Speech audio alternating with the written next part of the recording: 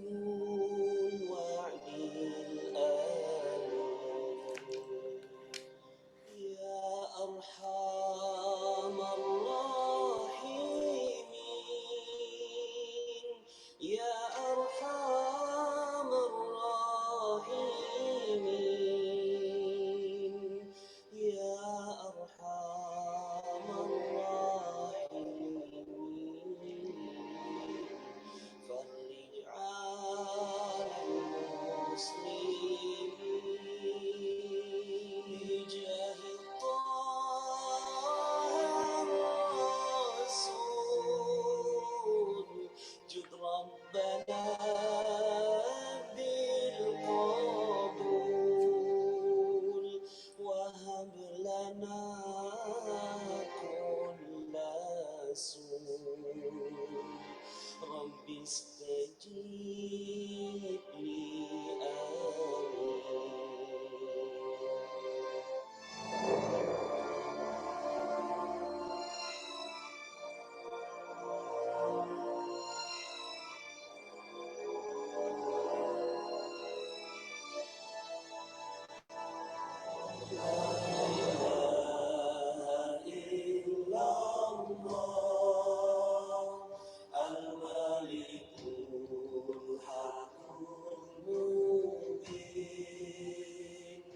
محمد رسول الله صادق الوعد الآمين لا إله إلا الله الملك الحق المبين محمد رسول الله صادق الوعد الآمين واغفر لكل الذنوب واستر لكل العيوب واكشف لكل الكروب واكفي أذى المؤذين ثم الصلاة والسلام على شفيع الأنام والآمين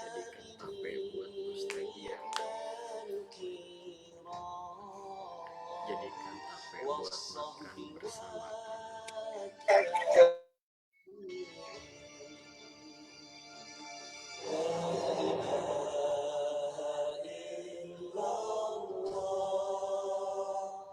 الملك الحق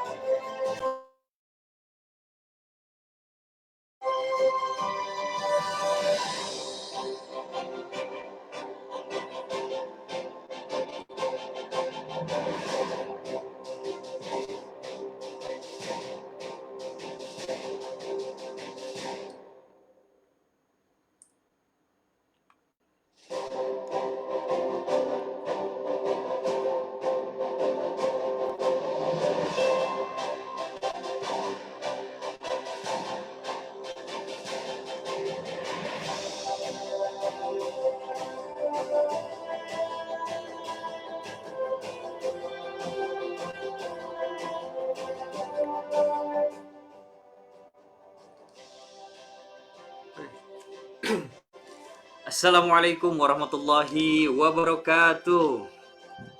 Waalaikumsalam Alhamdulillah, warahmatullahi semua wabarakatuh. alhamdulillah. Puji dan syukur kita panjatkan kehadirat Allah Subhanahu wa taala atas nikmat sehat dan nikmat iman serta Islam yang telah Allah berikan kepada kita semuanya.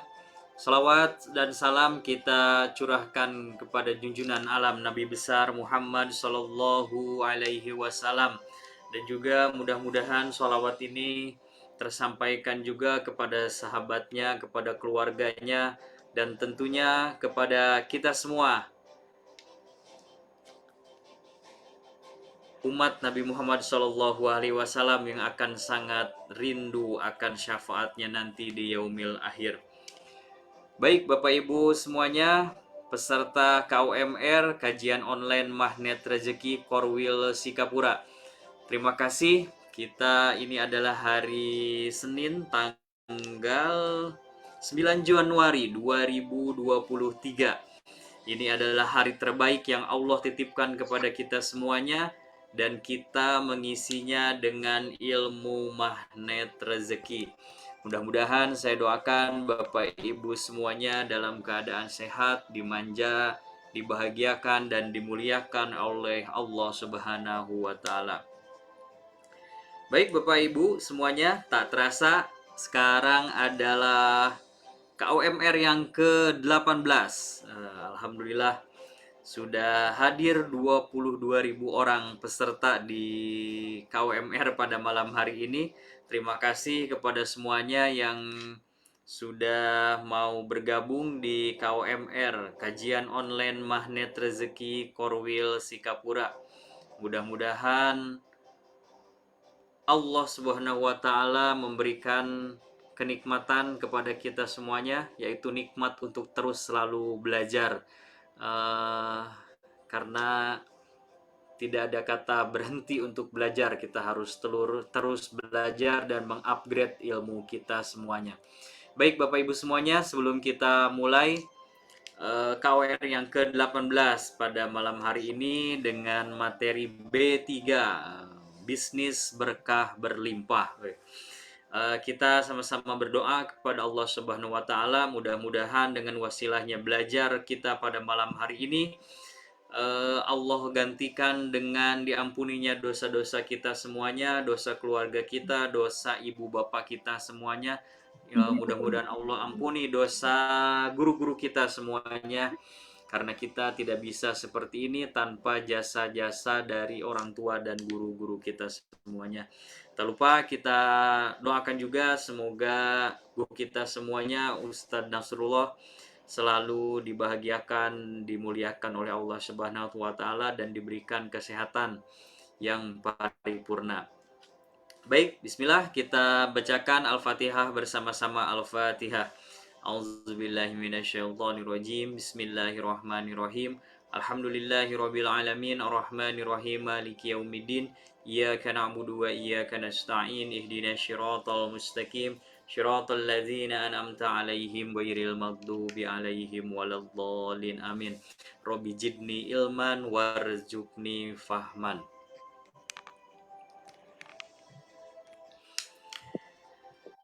Baik Bapak Ibu, sebelum kita mulai saya bacakan dulu sebuah pantun. Pagi hari makan kelapa, rasanya enak, bikin tertawa. Kita di sini telah berjumpa untuk acara yang istimewa. Mudah-mudahan malam hari ini adalah malam yang menjadikan malam yang istimewa untuk kita semuanya. Untuk sama-sama kita belajar ilmu magnet rezeki. Baik, saya akan sapa-sapa dulu yang telah hadir di KUMR yang ke-18 pada malam hari ini. Ada Ibu Maryam, ada Ibu Primi di Bekasi, ada Ibu Aidah Juhairiah. Bu Aidah ini di Purwakarta, sehingga saya ada Ibu Dede Kartika, ada Ibu Diana, ada juga Ibu Eis Suryani, ada Bu Holly Peter. Terima kasih Ibu Holly sudah hadir.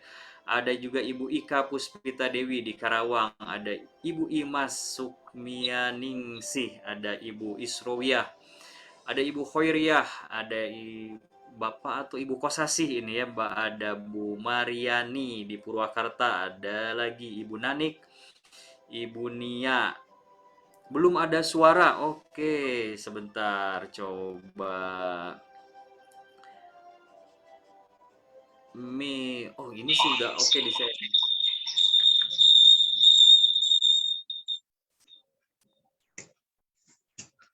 Siap. Mudah-mudahan suaranya sudah jelas. Ada juga Ibu Mira Nurmayanti, Ibu Nanik, ada Ibu Nia, Ibu Pipit Sri Subekti. Oh, mudah-mudahan Ibu Pipit dalam keadaan sehat pada malam hari ini, udah on cam juga. Terima kasih Bu Pipit yang sudah on cam dan feedbacknya sudah oke suaranya katanya. Ada juga Subang Jawara, wih, selalu hadir juga ini Subang Jawara. Semoga Subang semakin menjadi jawara. Ada juga Pak Sukardi, ada Pak Suryana di Bekasi. Terima kasih Pak Suryana sudah membersamai kita di KWMR yang ke-18. Ada Ibu Tuti, ada Pak Udin, Ibu Yani, Ibu Yova Eliana. Terima kasih kepada 32 orang. Ada Pak Danang juga yang sudah hadir pada malam hari ini. Mohon izin apabila ada yang tidak saya sebutkan. Saya akan membacakan juga di kolom chat. Ada Bu Pipit Sri Subekti. Assalamualaikum. Waalaikumsalam. Duren Sawit hadir. Siap belajar, kosongkan gelas. Alhamdulillah. Terima kasih Ibu Pipit. Ini adalah pemirsa setia KUMR nih. Bu Holi, oh cakep pantunnya. Terima kasih Bu Holi. Ada juga Ibu Maryam, belum bersuara. Oh iya. Mudah-mudahan sudah oke suaranya ya. Ibu Tuti, Assalamualaikum Pak Mirdan. Waalaikumsalam. Faizatul, Assalamualaikum warahmatullahi wabarakatuh. Waalaikumsalam warahmatullahi wabarakatuh. Siap menyimak, siap Pak Faizatul. Mudah-mudahan ilmunya bisa bermanfaat untuk kita semuanya. Ibu Eti, oh Ibu Eti di Purwakarta, sudah lama kita nggak berjumpa ya. Mudah-mudahan kalau ada kesempatan kita sekeluarga bisa main lagi ke Purwakarta ini. Izin off kamera, siap Bu Eti, nggak apa-apa. Mudah-mudahan kita semuanya ada dalam keadaan sehat. Bu Maria pakai laptop nggak ada suara, kenapa ya? Coba laptopnya mungkin digedein suaranya, siapa tahu laptopnya di mute gitu, ada dalam mode mute, di mute boleh dibesarkan volumenya Bu Mariam. Baik Bapak Ibu semuanya, sudah jam 8:20. Izinkan saya untuk men-sharing materi malam hari ini. Nah, ini dia materinya. Bisnis berkah B3, bisnis berkah berlimpah. Alhamdulillah malam ini saya bisa men-sharingkan lagi materi yang berjudul bisnis berkah berlimpah.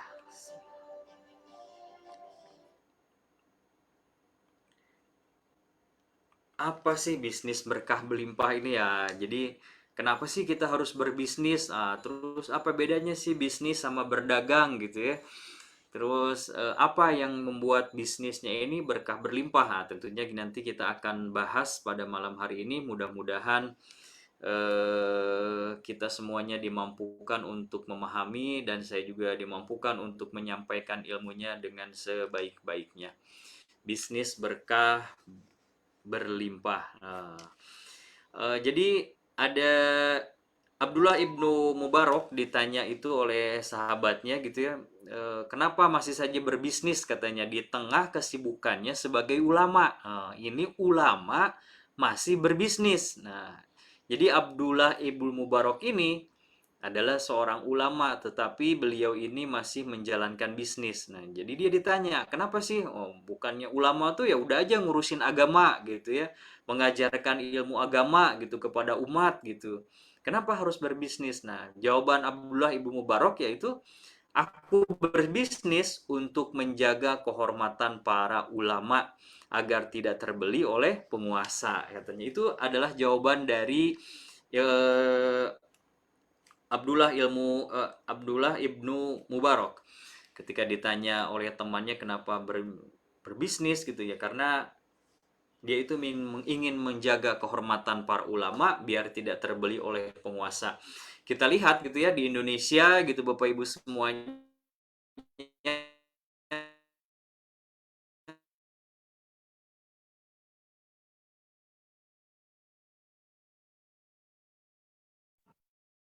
pada musiknya para pemimpin di daerah, pemimpin atau pemimpin di Indonesia gitu ya, banyak yang mendekati para ulama, datang ke pesantren gitu. Kalau datangnya silaturahmi dan ingin niat tulus membantu pesantren dan ulama di sana, mungkin ya nggak jadi persoalan. Cuman kebanyakannya itu jadi datang ke pesantrennya, datang ke ulamanya, ada udang di balik tepung. Nah, ini yang nggak bagus gitu. Ada udang di balik tepung, ini yang jadi nggak bagus. Kalau dimakan itu enak, cuma kalau udang di baliknya itu nggak di balik tepungnya nggak dimakan, itu yang jadi nggak enak tentunya. Jadinya kehormatan ulama itu nggak bisa gitu ya, nggak bisa di ini. Bayangkan kalau zaman dulu gitu ya, di zaman kekhalifahan di Turki Utsmani, di sana itu ada ulama-ulama di sana itu sangat disegani gitu, sangat dihormati ulama-ulama di sana. Tapi mereka juga berdagang, ada yang jual apa namanya kerajinan dari kulit, ada juga jual kerajinan dari tanah gitu ya. Bahkan ulama besar di sana, mertuanya Utsman gitu, mertuanya Utsman, pendiri Khalifah Turki Utsmani itu, dia itu salah seorang ulama dan juga penjual tembikar Bapak Ibu semuanya. Jadi di sela-sela dia nggak berdagang, nggak mengajarkan ilmu agama, ya dia itu berjualan tembikar di pasar gitu ya. Kalau di kita tuh dulu tuh ada pasar Sogut namanya. Nah di sana dia dagang gitu. Oh, videonya. Wah, saya jadi nggak inget namanya. Nah, bagaimana ulama itu sangat dihormati dan ditempatkan di tempat terbaik oleh Utsman itu, oleh kekhalifahan Utsman itu. Ulama itu memang benar-benar dijaga. Bahkan anaknya Utsman itu punya dua anak, yang salah satu anaknya itu jadi penerusnya Utsman, penerus kekhalifahan Turki Utsmani, dan satunya lagi itu dijadikan ulama gitu. Nah, jadi untuk keseimbangan katanya, ada yang jadi pemimpin, ada juga yang dijadikan sebagai ulama. Yang Orhan, nah anak yang jadi pemimpin itu penerusnya itu Orhan namanya. Nah, yang jadi ulama, wah jadi banyak gak ingetnya. Siap. Baik, kita lanjutkan. Ini ada Umar bin Khattab. Umar bin Khattab berkata, "Aku melihat orang-orang asing banyak menguasai perdagangan," katanya. "Sementara kalian meninggalkannya." Nah, kalian itu, Umar itu bicara itu kepada umatnya, di hadapan umatnya gitu ya. "Aku melihat orang-orang asing banyak menguasai perdagangan," katanya. "Sementara kalian meninggalkannya karena telah menjadi pejabat di daerah dan mendapat gonimah." Nah, gonimah tuh harta-harta rampasan perang gitu ya. Jadi umat muslim itu pada waktu itu sibuk, sibuk oleh jabatannya, lalu disibukkan oleh harta-harta rampasan gitu, sedangkan perdagangannya ditinggalkan. Nah, jadi Umar bin Khattab itu memberikan pesan atau amanat kepada kita umatnya gitulah, janganlah kalian tinggalkan perdagangan, karena nanti laki-laki kalian itu akan bergantung kepada laki-laki mereka, ya yang disebut mereka itu ya orang asing tadi gitu ya, dan wanita-wanita kalian akan bergantung kepada wanita-wanita mereka. Nah, ini sudah kejadian gitu. Banyak orang-orang yang sudah meninggalkan perdagangan, jadinya kitanya bergantung kepada perdagangan orang barat atau dari Cina gitu ya. Karena kita sudah banyak meninggalkan perdagangan. Lalu kita lanjutkan. Nah, ini harus dicari dulu mengapanya, grand why-nya kita harus berbisnis. Kita tuh harus tahu persis kenapa sih kita harus berbisnis gitu ya. Boleh nggak sih kita kerja? Boleh. Nggak ada yang ngelarang kita itu untuk bekerja. Atau boleh nggak kita itu berbisnis? Ya tentu sangat boleh. Eh, Bahkan Nabi kita mengatakan 9 dari 10 pintu rezeki itu ya dari berdagang katanya gitu ya. Kalau saya pribadi gitu ya, motivasi sebagai kenapa harus berbisnisnya, karena ngelihat orang, bukan orang tua, jadi uak gitu ya, kalau gitu ada kakaknya ibu itu, beliau tuh berdagang di pasar gitu, berdagang di Garut, di pasarnya, pasar yang nggak begitu besar, nggak kayak pasar di kota-kota besar ya, di Garut lah, Garut kan kota nggak begitu besar.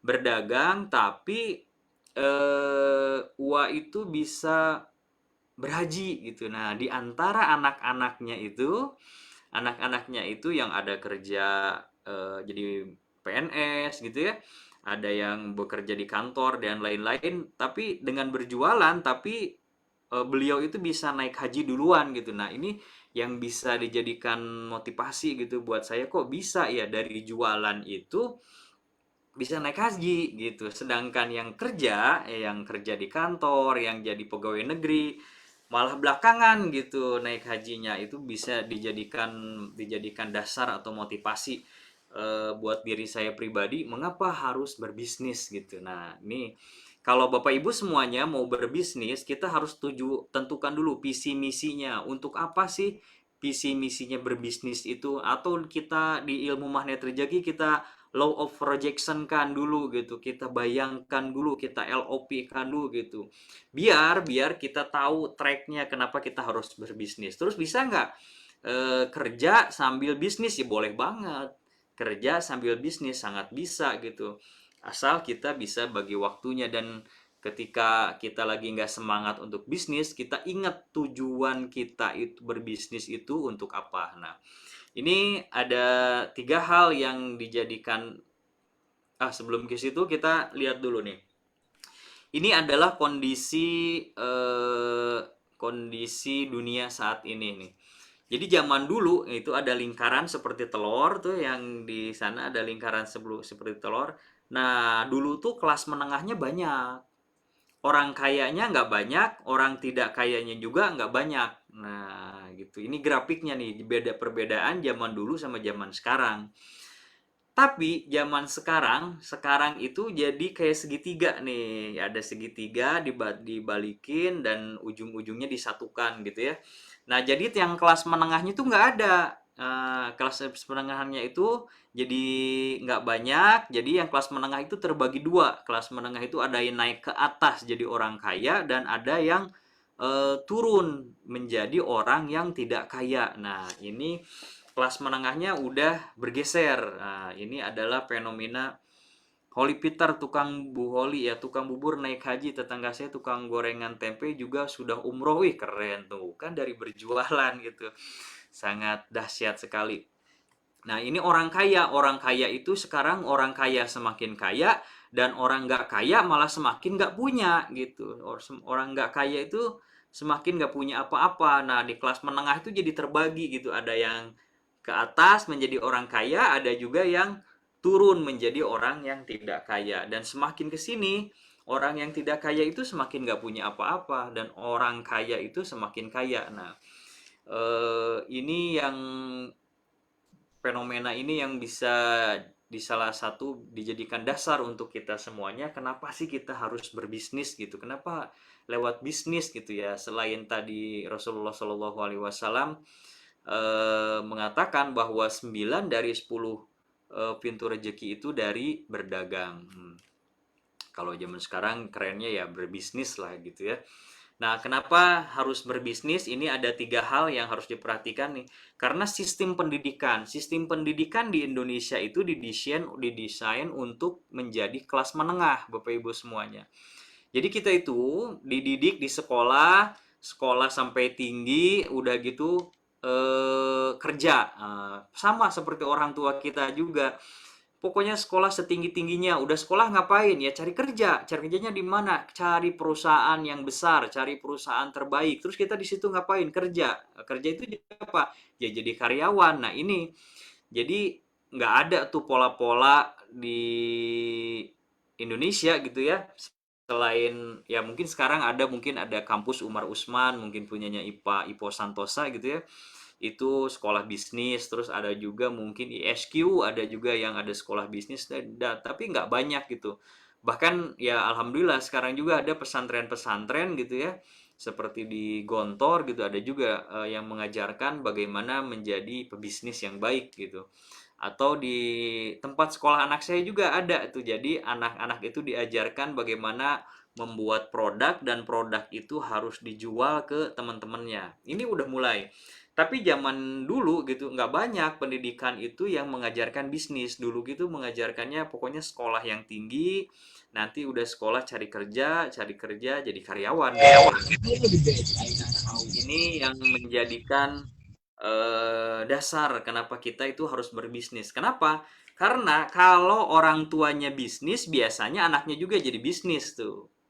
Kalau di Indonesia kan gitu, anak itu melihat orang tuanya itu jadi apa gitu. Mungkin kalau orang tuanya ABRI gitu ya, TNI atau polisi, anaknya biasanya ngikutin orang tuanya jadi polisi. Atau orang tuanya dokter, saya mau ikut deh, mau jadi dokter juga kayak bapak atau kayak ibunya gitu. Nah, atau kita sebagai orang tua juga ketika orang tuanya menjadi dokter dan sudah menikmati bagaimana nikmatnya menjadi dokter, biasanya suka mengarahkan anak-anaknya itu, oke nah kamu jadi dokter aja gitu, atau jadi apapun lah yang sesuai dengan keinginan orang tuanya gitu, karena orang tuanya sudah merasakan tuh nikmatnya menjadi dokter. Atau orang tuanya seorang pegawai negeri sipil atau ASN ya, sekarang disebutnya ASN. Nah, orang tua tuh pengen juga tuh anaknya itu jadi penerusnya gitu, jadi ASN. Nah, itu pola-pola zaman dulu lah. Nah, terus yang kedua, kenapa kita harus berbisnis? Karena, nah ini dia, sistem ekonomi yang tidak menguntungkan. Jadi di dunia ini kan ada yang namanya moneter atau inflasi. Inflasi itu kan penurunan nilai mata uang lah, yang penurunan daya beli uang. Jadi akhirnya tadinya zaman dulu 100.000 itu bisa beli sekeranjang bahan pokok gitu ya. Sekarang 100.000 itu cuman satu kantong plastik kecil gitu, atau ya cuman cukup buat pulsa aja. Nah, ini sistem ekonomi yang tidak menguntungkan, dan sangat miris sekali gitu ya kalau ketika melihat para buruh gitu tiap tahun harus demo, keturun ke jalan gitu ya, harus mengeluarkan banyak energi hanya untuk menutup meminta gaji upahnya naik gitu. Nah, ini kan sangat nggak bagus. Tiap tahun tuh pasti aja gitu, nggak pernah tuh, kayaknya nggak akan terlewat gitu, di tahun-tahun itu pasti ada aja yang demo gitu, minta naik upah. Nah, ini kan sangat miris sekali. Kenapa kita itu nggak berpikir, oh, oke deh kita nggak naik gaji juga nggak apa-apa, tapi saya akan cari bisnis lain, akan cari sampingan gitu. Nah, terus yang ketiga, ini yang bisa menjadikan motivasi untuk kita semuanya, kenapa kita harus berbisnis adalah Islam itu membutuhkan pengusaha yang soleh. Nah, ini dia nih. Karena pengusaha-pengusaha itu rata-rata non muslim Bapak Ibu semuanya gitu ya. Nah, Islam tuh butuh butuh pengusaha soleh. Untuk apa? Ya untuk dakwah, itu untuk sarana dakwah gitu ya. Kita untuk dakwah, untuk membiayai apa namanya? Ya dakwah, pendidikan gitu ya, terutama untuk perjuangan Islam. Kita tuh butuh butuh banyak dana gitu ya. Kita mau berangkat umroh, mau berangkat haji, itu butuh dana gitu, perlu. Dan kita tuh Islam tuh butuh orang-orang yang bisa kaya dan mengayakan orang lain gitu, nggak cukup kaya doang. Karena di barat sana kebanyakan nggak peduli, yang penting saya aja deh kaya, yang lain nggak apa-apa. Nah, di Islam tuh butuh gitu, apalagi di ilmu magnet rezeki kita diajarkan ilmu terumbu karang ya, kita tuh selalu harus membahagiakan dan memuliakan orang lain karena kita. Nah, terus salah satu jalannya yaitu ya kita kaya, karena dengan cara membahagiakan istri itu kita kaya gitu, bisa membahagiakan istri. Karena istri itu nggak cukup cuma dikasih sarangeo doang Bapak Ibu nih. Istri di rumah nggak cukup dengan dikasih sarangeo doang, cuma mereka juga sangat butuh sarangeonya yang digoyang-goyang nih. Apa artinya ini? Ya ini pulus nih, butuh nih, sangat perlu sekali pulus gitu ya. Jadi gimana dapur mau ngebul gitu kalau cuman dikasihnya cuman cinta doang gitu. Nah, ini cuan juga butuh. Nah, itulah tiga yang bisa dijadikan motivasi atau landasan buat kita semuanya. Kenapa sih harus berbisnis gitu ya? Nah, lalu ini saya ajarkan karena bisnisnya kan harus bisnis yang berkah berlimpah. Nah, kalau bisnisnya harus berkah berlimpah, jadi bagaimana caranya? Nah, ini akan saya sharingkan 5 jurus menjadikan bisnis itu berkah berlimpah. Yang pertama, kita itu butuh mentor, Bapak Ibu semuanya. Kita pasti butuh mentor. Di dalam bisnis itu kita butuh mentor. Karena untuk apa mentor? Untuk sebagai guidance kita atau sebagai yang penuntun kita semuanya. Kita tuh butuh mentor. Yang kedua, itu kita itu harus banyak beristighfar. Kenapa sih bisnis harus banyak istighfar gitu? Apa hubungannya istighfar dengan bisnis? Nah, nanti kita akan bahas nih. Lalu jurus yang ketiga yaitu bersolawat. Ini kan mau bisnis atau mau beragama gitu. Nah, ini yang menjadikan pemahaman kita kurang betul selama ini. Jadi agama itu nggak bisa ibadah aja nggak bisa dikaitkan dengan politik, nggak bisa dikaitkan dengan bisnis, atau nggak bisa dikaitkan dengan dagang. Padahal agama itu sangat erat kaitannya dengan bisnis, dengan dagang, dengan politik gitu ya. Nah, itu harus pakai landasan agama gitu. Kalau enggak ya lewat, nanti bisnisnya nggak akan berkah dan nggak akan berlimpah. Lalu yang jurus yang keempat yaitu sedekah. Nah, ini udah tau lah pasti kalau sedekah tuh gimana sih ngepeknya ke bisnis gitu ya, tapi nggak banyak tuh orang yang melakukan sedekah gitu. Lalu bersyukur, yang terakhir itu bersyukur. Nah, yang terakhir bersyukur, nanti kita akan bahas ke 5 jurus ini Bapak Ibu semuanya. Jurus kita masuk ke jurus yang ke pertama yaitu maha mentor. Nah, kita ini dalam bisnis kan pengen untung ya, bisnis pengen untung, tapi kita kebanyakannya cari mentornya mentor manusia. Kita tuh nggak inget sama maha mentor. Siapa maha mentor? Yaitu Allah Subhanahu wa Ta'ala gitu. Kita tuh harus dekat sama Allah. Kalau mau bisnis itu harus dekat sama Allah biar bisnisnya berkah berlimpah. Yang punya bisnis itu Allah, yang punya kekayaan itu Allah gitu. Nah, terus kenapa kita itu tidak melibatkan Allah gitu ya dalam bisnis kita gitu, atau kita itu tidak mengangkat Allah sebagai mentor dalam bisnis kita. Nah, ini salah satu yang jarang sekali kita lakukan gitu ya. Mentor nih, maha mentor, karena kita suka nggak ingat sama Allah gitu. Jadi bisnis aja, sibuk bisnis, sama Allahnya nggak ingat. Padahal kata Allah di kata Allah ini dari Abu Hurairah radhiyallahu anhu bahwa Rasulullah Shallallahu alaihi wasallam bersabda, katanya Allah berfirman, Allah Subhanahu wa taala berfirman, aku selalu bersama hambaku selama ia mengingatku dan kedua bibirnya bergerak menyebutku. Nah, kalau ingin melibatkan Allah dalam bisnis kita, kita itu harus banyak mengingat Allah, dan bibir kita itu harus selalu bergerak menyebut nama Allah, menyebut asma Allah, harus selalu berzikir. Nah, ini dari Abu Hurairah radhiyallahu anhu. Jadi kalau kita mau bisnis, mau menjadikan Allah sebagai mentor kita, itu bagaimana caranya? Selalu berzikir dan mengingat atas nama Allah gitu. Dalam sholat-sholat kita, dalam doa-doa kita harus selalu libatkan Allah untuk kelancaran dan keberhasilan bisnis yang akan atau yang telah dijalani pada saat ini.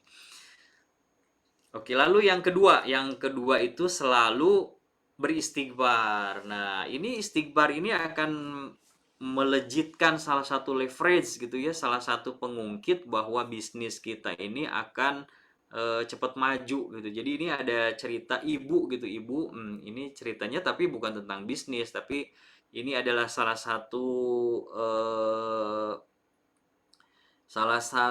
alumni THMR saya nih, ini yang nggak mau disebutkan namanya, katanya ibu ini. Jadi ibu ini selama ini dia mau jual tanah itu peninggalan suaminya gitu. sudah berapa bertahun-tahun ini tanah dipasarkan. Nah, tapi nggak laku-laku. Nah, ini nggak laku-laku. Jadi dia itu, ibu ini akhirnya ingin menjual tanah itu dengan jurus magnet rezeki, yaitu buka perisainya pakai jurus perisai rezeki. Jadi ibu itu langsung buka perisainya dengan apa? Dengan selalu membaca istighfar, katanya gitu. Saya salah, ampuni saya siap belajar. Saya salah, ampuni saya siap belajar gitu. Karena si ibu ini persis bertanya gitu ya setelah acara THMR ini kepada saya, Pak Mirdan, katanya, apa sih jurus yang Pak Mirdan eh, apa namanya amalkan, bisa jadi sampai bisa jadi ajaib. Nah, saya langsung bilang, Bu, saya itu riado 40 hari itu baca istighfarnya diganti ada dari astagfirullahaladzim, jadi saya salah, ampuni saya siap belajar gitu. Karena istighfar saya itu selama ini ya lewat aja, cuman astagfirullahaladzim, astagfirullahaladzim, astagfirullahaladzim gitu ya. Menghitung gitu, hanya dengan ya, jadi ngejarnya hitungan, tapi maknanya itu ya nggak dapet gitu, dari di hati ini feelnya itu nggak dapet. Jadi saya ganti itu istighfarnya dengan membaca saya salah, ampuni saya siap belajar. Nah, setelah 40 hari saya lakukan zikirnya pakai saya salah, saya siap belajar gitu ya. Ampuni saya. Nah, lalu setelah itu diganti lagi dengan membaca astagfirullahaladzim. Tapi astagfirullahaladzimnya jadi lebih bermakna, Bapak Ibu semuanya, pemirsa KWMR yang ke-18. Istighfarnya jadi lebih bermakna. Jadi di hati, pikiran, dan mulutnya astagfirullahaladzim, tapi di hatinya itu ya Allah saya salah, ampuni saya siap belajar gitu. Nah, ternyata si ibu ini juga mempraktekannya. Dia baca istighfar gitu, dan waktu itu chat lagi, wah Pak, alhamdulillah nih, katanya. Dalam jarak berapa, kurang lebih seingat saya 3 bulan gitu ya, 3 bulan tanahnya itu terjual, dan terjualnya itu harganya 2 kali lipat dari harga yang dia inginkan gitu. Selama ini yang nawar aja nggak ada, ini setiba-tiba udah baca istighfar, dia itu dijualnya malah hampir 2 kali lipatnya dari harga yang dia inginkan gitu. Ini luar biasa sekali.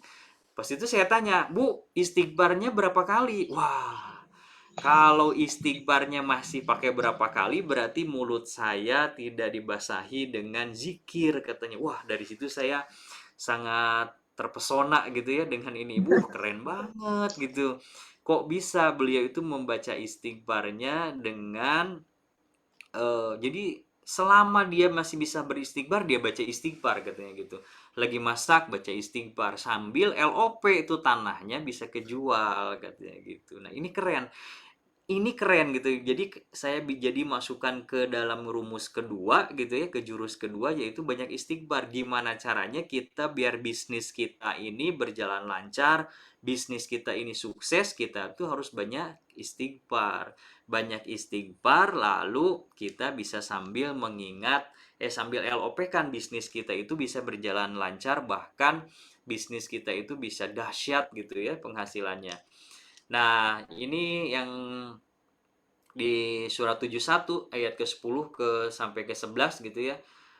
Fakultus tagiru robbakum innahu kana ghafaro, maka aku katakan kepada mereka, katanya, mohon ampunlah kepada Tuhanmu, sesungguhnya dia adalah maha pengampun. Nah, ini fakultus tagiru robbakum innahu kana ghafaro.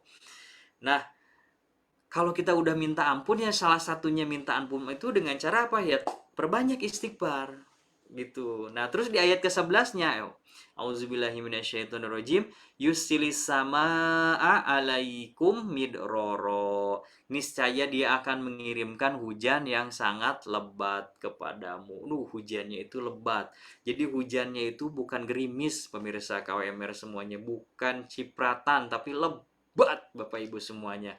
Di ayat yang ke-12-nya, wayumdidukum bi amwali wa banin wa yaj'al lakum jannati wa yaj'al lakum anharo, dan membanyakkan harta tuh. Kalau udah minta ampun berarti kita itu akan banyak harta dan anak-anakmu. Nah, anak-anak di sini juga bukan anak-anak biologis aja Bapak Ibu semuanya pemirsa kaum MR.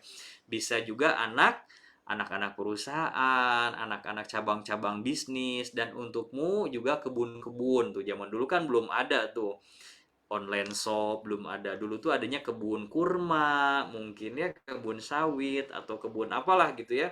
Makanya disebutnya kebun-kebun. Dan mengadakan pula untukmu sungai-sungai itu.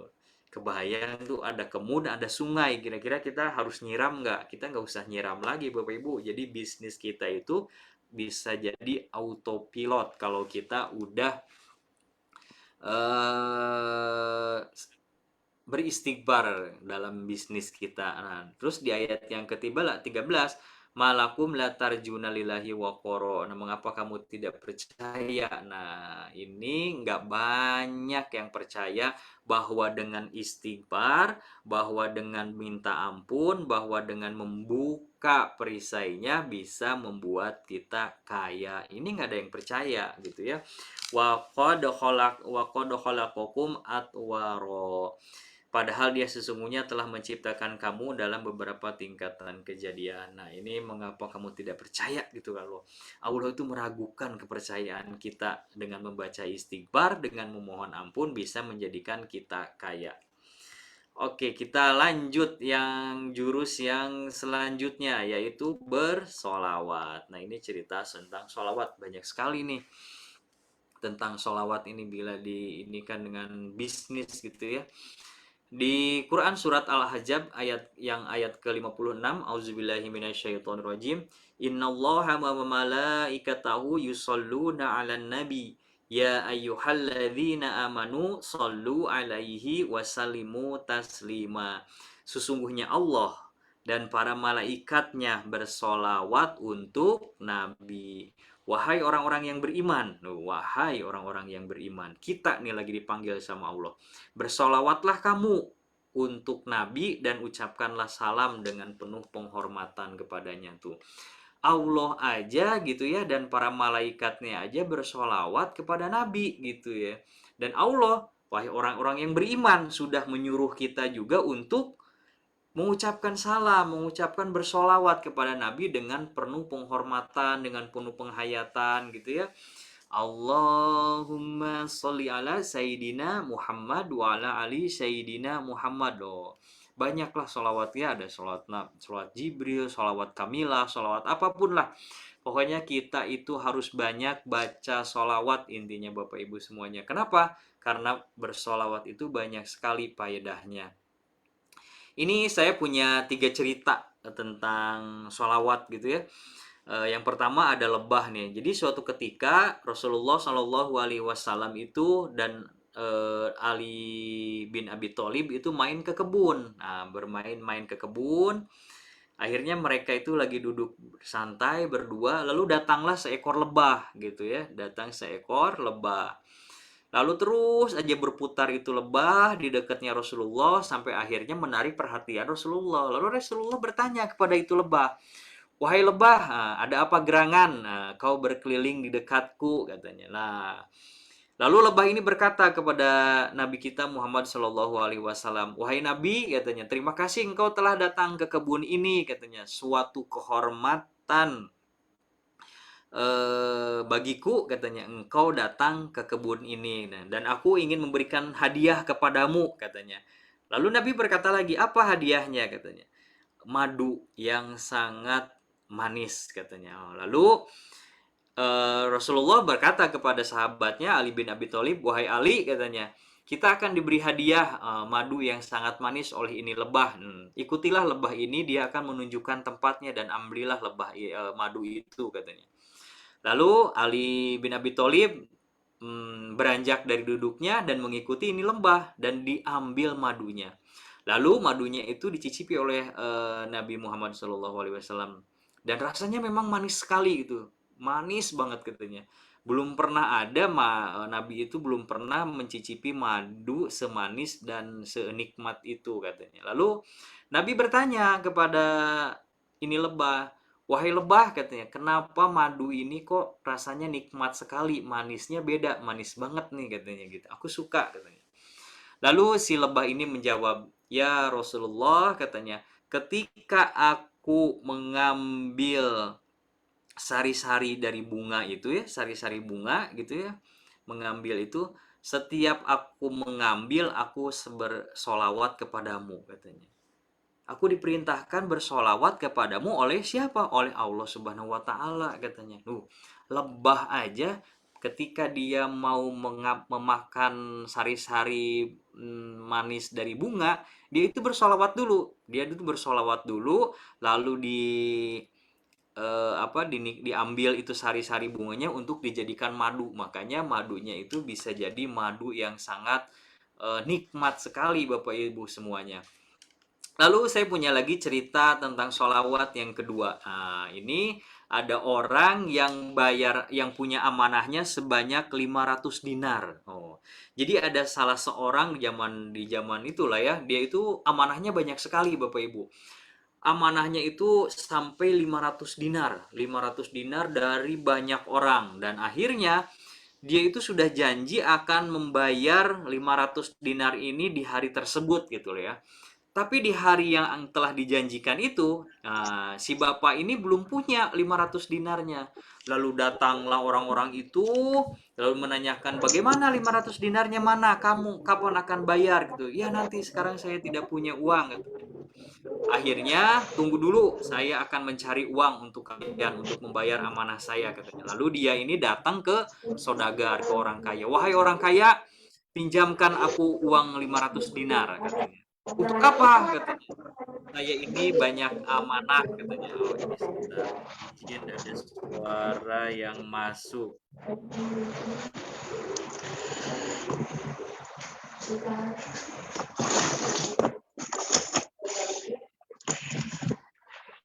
Mungkin bisa di... Oke.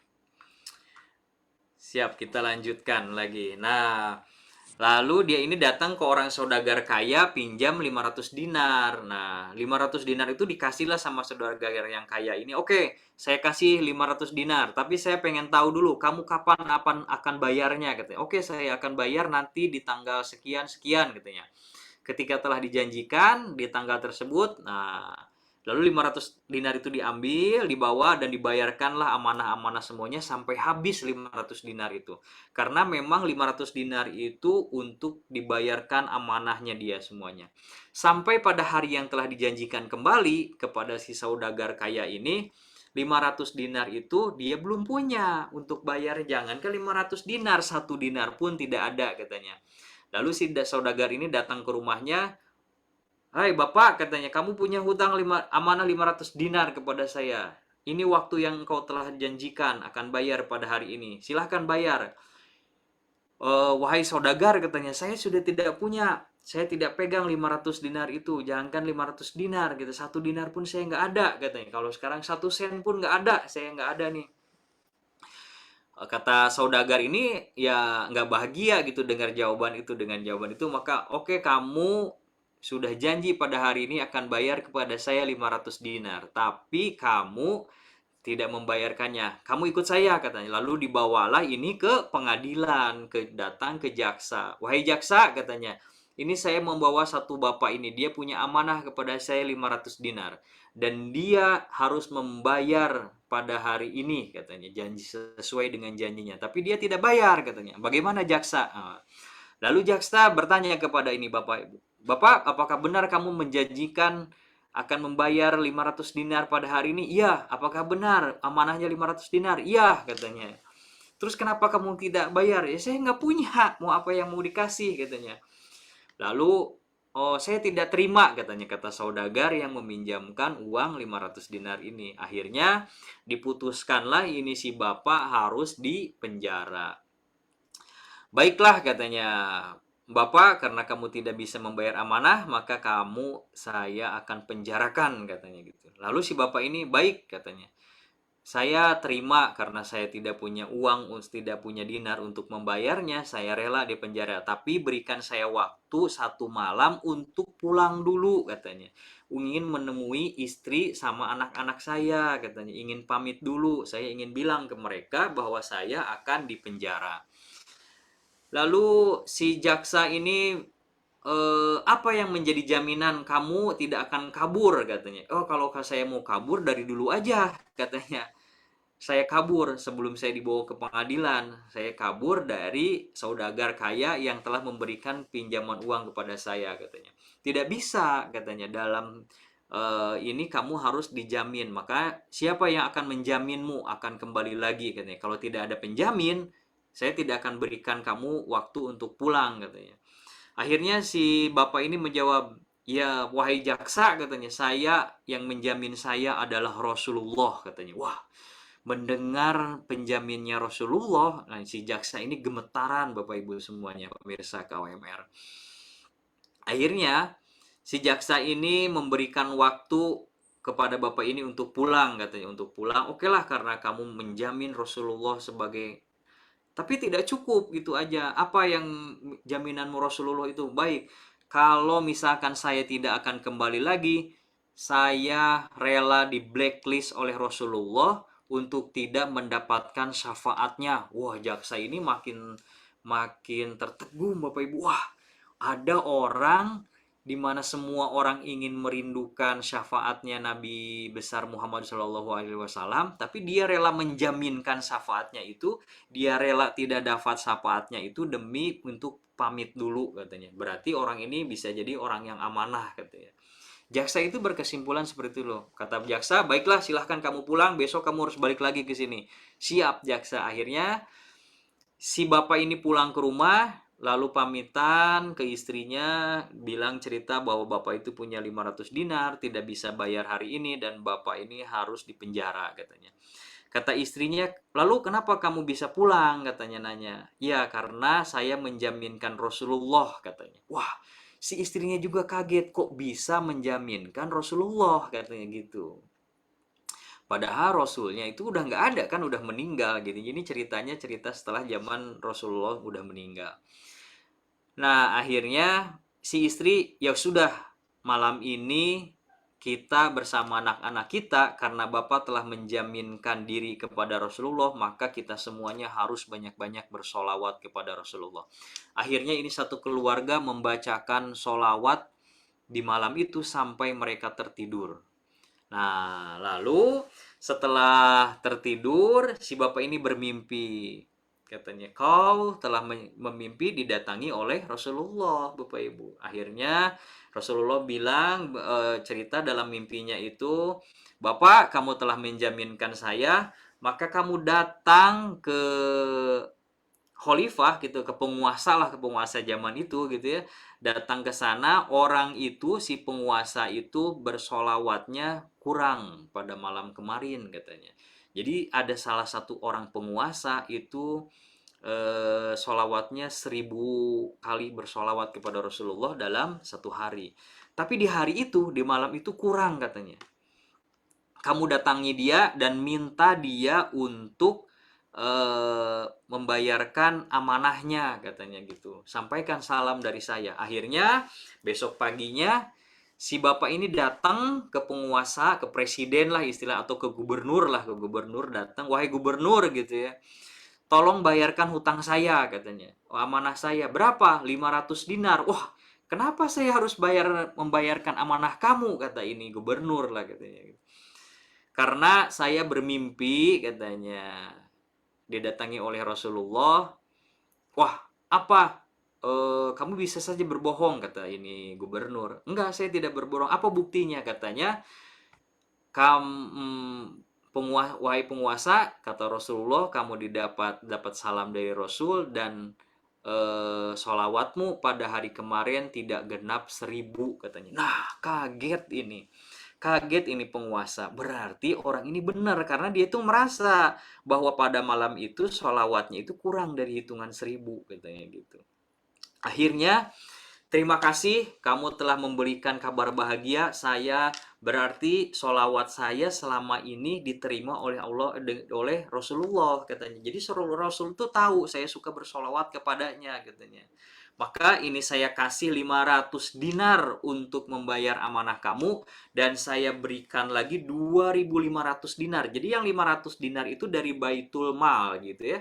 Jadi istilahnya uang negara lah, uang kas negara gitu, Baitul Mal dikasihkan untuk bayar amanah 500 dinar.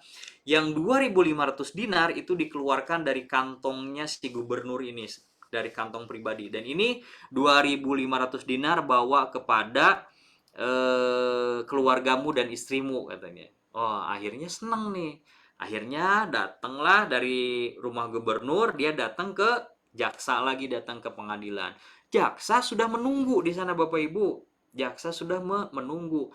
Begitu kecewanya ini jaksa karena si bapak ini datangnya nggak tepat waktu. Akhirnya dia resah menunggu, wah nggak datang ini bapak nih, bahaya nih katanya. Pas datang si jaksa sangat bahagia, lalu dipeluk ini si bapak, dipeluk. Kamu kemana aja, kirain kamu nggak datang katanya gitu. Loh kenapa, saya kan sudah berjanji akan datang Pak lagi kepadamu. Ya mohon maaf saya tidak tepat waktu datang karena tadi datang dulu ke rumah gubernur. Nah lalu dia ngeluarin uang yang 500 dinar. Ini uang saya yang 500 dinar katanya, amanah saya bayarkan. Jaksa nggak mau nerima, tidak katanya. Jadi yang 500 dinar itu akan saya bayarkan, kata jaksa. Keren, ini jaksa mau bayarin yang 500 dinar. Loh kenapa katanya? Karena semalam saya juga bermimpi karenamu, menjaminkan diri kepada Rasulullah, dan tadi malam Rasulullah itu datang di mimpi saya, dan Rasulullah berkata untuk membayarkan hutang kamu yang 500 dinar. Dahsyat.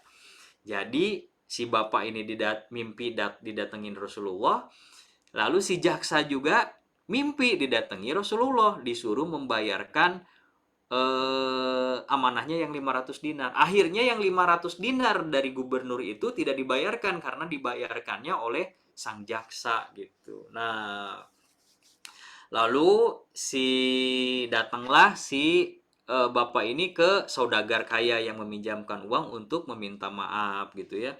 Lalu dengan sangat senang sekali katanya si saudagar kaya ini ternyata didatangi juga oleh Rasulullah dalam mimpinya dan berkata, kamu cabut tuduhanmu dan maafkan si bapak itu katanya. Wah, akhirnya si bapak itu dipeluk juga, terima kasih atas kamu katanya, karena wasilah kamu menjaminkan diri kepada Rasulullah. Rasulullah semalam datang kepada mimpiku, di mimpiku katanya, dan mengatakan untuk suruh mencabut mencabut laporan saya di pengadilan katanya. Dan enggak hanya itu, ternyata saking bahagianya ini saudagar kaya didatangi mimpi oleh Rasul di mimpinya gitu ya. Lalu si orang ini dikasih lagi hadiah 500 dinar lagi. Dikasih hadiah lagi 500 dinar. Dan yang amanah itu dikembalikan lagi jadi 1000 dinar. Jadi totalnya 3.500 dinar si bapak ini dapat. Nah, ini dahsyat sekali Bapak Ibu. Dengan membacakan sholawat, amanah 500 dinar, yang tadinya minus 500 dinar, jadi plus, jadi suruh plus 3.500 dinar. Dahsyat sekali Bapak Ibu. Dan Allah berkata, Rasul ini mengatakan bahwa siapa orang yang didatangi Rasul, didatangi saya di dalam mimpinya, dan itu adalah benar katanya. Karena setan itu nggak bisa menyerupai Rasulullah, even itu di dalam mimpi. Nah ini dahsyat sekali Bapak Ibu. Bagaimana bahkan kalau di ini gitu ya, kalau dengar cerita teman gitu, ingin mimpi gitu, mimpi kedatangan Rasulullah, dia itu sampai bilang ke kiainya, gimana sih kiai caranya saya agar bisa didatangi Rasulullah. Nah, dia didatangi Rasulullah dalam mimpi katanya. Si kiai ini bilang ke santrinya itu, gampang, kamu malam ini makan aja sama ikan asin yang paling asin, udah gitu jangan minum. Cuman gitu kiai. Iya benar, cuman gitu katanya.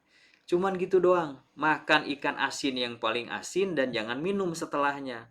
Akhirnya karena ini si santri pengen banget gitu ya, ketemu sama Rasulullah di mimpinya. Akhirnya kata si kiainya diikutin, makan ikan asinnya 3, nasi gitu, cuman itu doang dimakan dan gak minum, lalu tidur. Besok paginya bangun, tapi nggak dapat mimpi. Akhirnya agak kecewa nih, katanya agak nggak seneng nih ini santri. Lalu ini santri dateng ke kiainya, negor lah ke kiai. Kiai, saya udah makan tuh katanya ikan asin 3 sama nasi dan nggak minum. Tapi saya nggak didatangin Rasulullah katanya. Dalam mimpi gimana ceritanya nih? Masa kiai berbohong? Nah, lalu kiai ini menjawab, berkata lagi, kamu semalam mimpinya mimpi apa? Saya itu mimpi melihat laut. Saya itu mimpi lagi kehujanan. Lalu saya mimpi melihat sungai. Nah itu dia katanya. Kata Kiai, karena kamu makan asin dan kamu kehausan dan sebelum tidur kamu membayangkannya, yang dibayangkan itu air, maka mimpinya adalah air katanya. Lalu pelajaran apa yang didapat katanya? Oh, saya paham, Kiai, saya paham. Kalau di ilmu magnet rezeki ada ilmu yang namanya law of projection. Jadi ketika kita ingin mimpi ketemu Rasulullah, maka harus membayangkan Rasulullah. Jadi sebelum tidur, disapa, di manapun, kapanpun kita bayangkan Rasulullah. Tapi nggak cukup dibayangkan Bapak Ibu semuanya, pemirsa KWMR.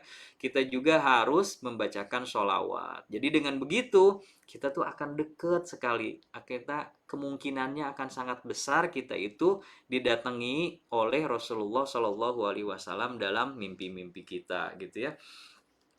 Kita lanjutkan. Nah, ini di Mesir ada artis. Artisnya kalau artis film dewasa lah gitu ya.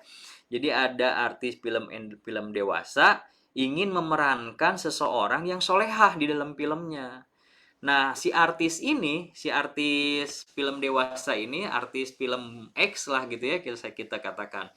Demi untuk mendalami karakternya si perempuan solehah ini, dia itu membacakan setiap hari itu 1.200 solawat, Bapak Ibu. Membacakan 1.200 solawat kepada Rasulullah.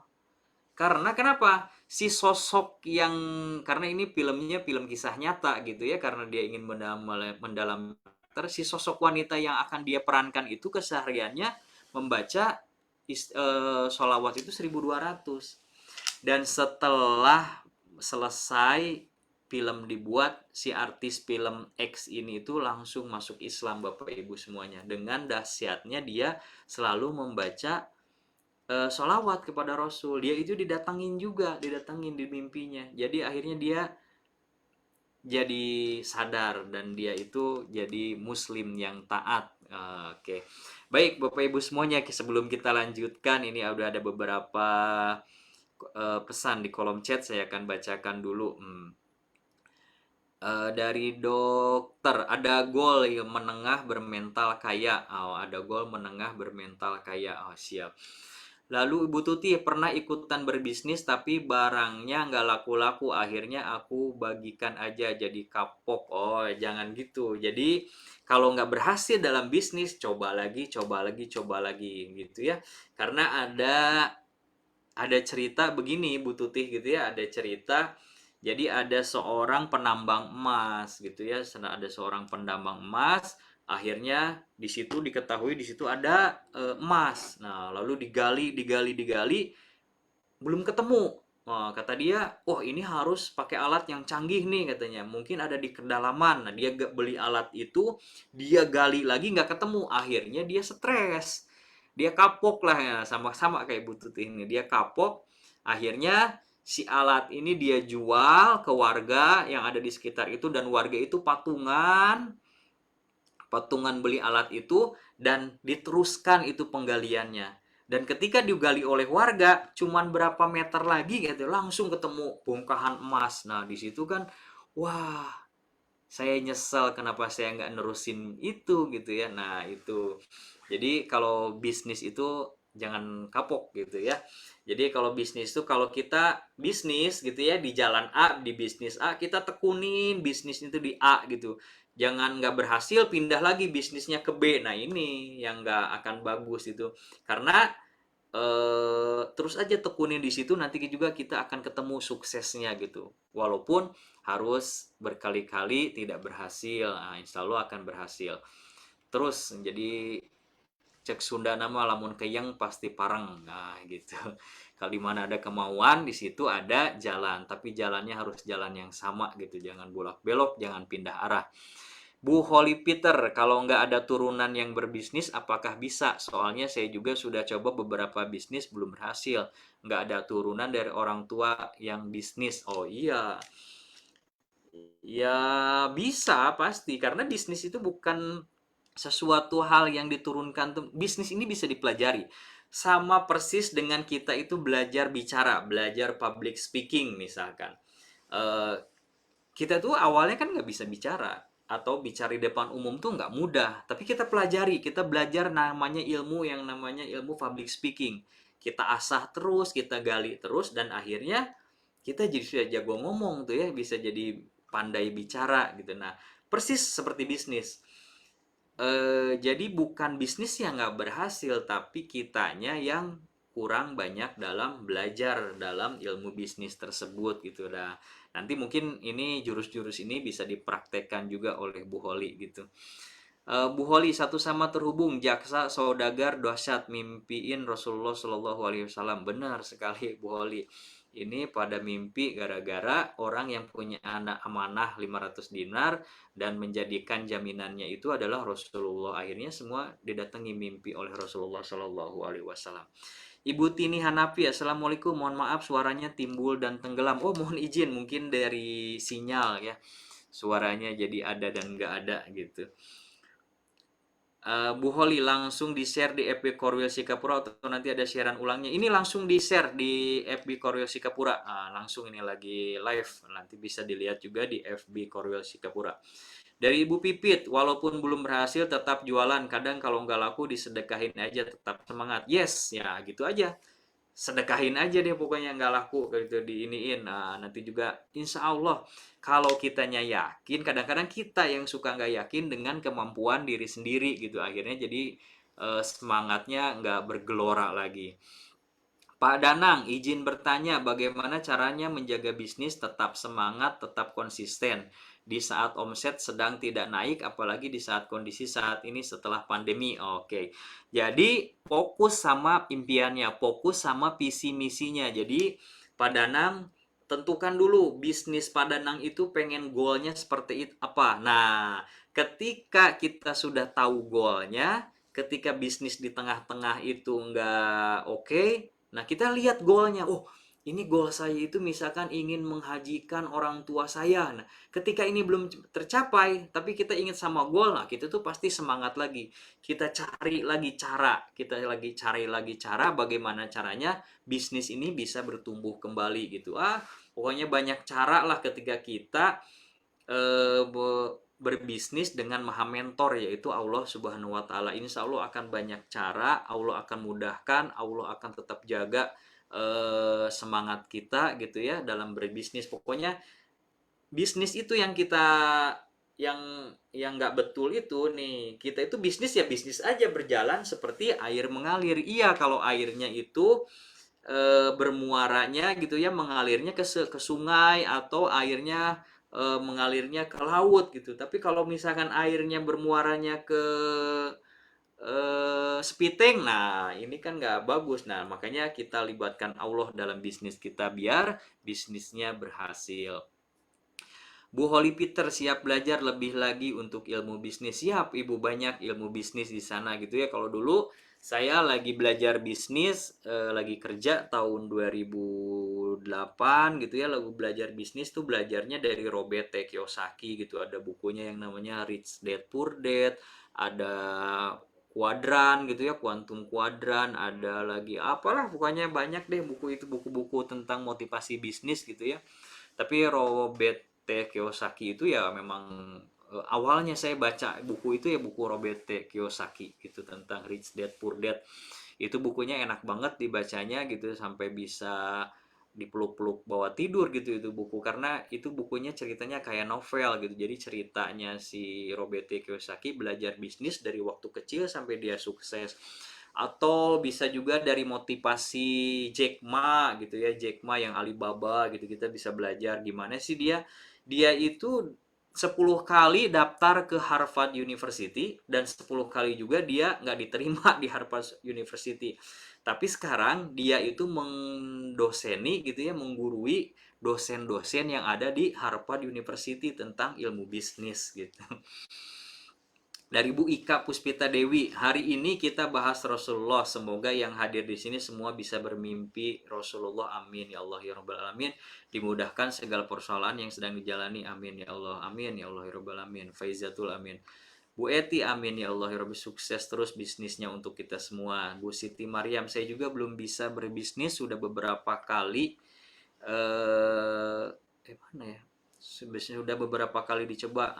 Mbak Pipit keren. Iya, coba lagi pokoknya. Bisnis gagal, coba lagi. Belum berhasil, coba lagi. Sampai kapan? Sampai kita berhasil dan sampai tujuan kita itu. Tentukan dulu niatnya. Niat kita bisnis tuh apa? Goal buat bisnis kita itu apa gitu ya.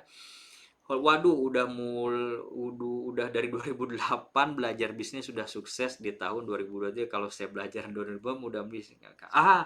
Bisnisnya tahun depan 2024 insya Allah bisnisnya akan keren Bu Holi. Dengan cara apa? Dengan cara Ibu Holi kan udah jadi CTMR, tinggal mempraktekkan ilmu magnet rezeki. Insya Allah itu menjadi dongkrak yang bisa melejitkan bisnis Bu Holi.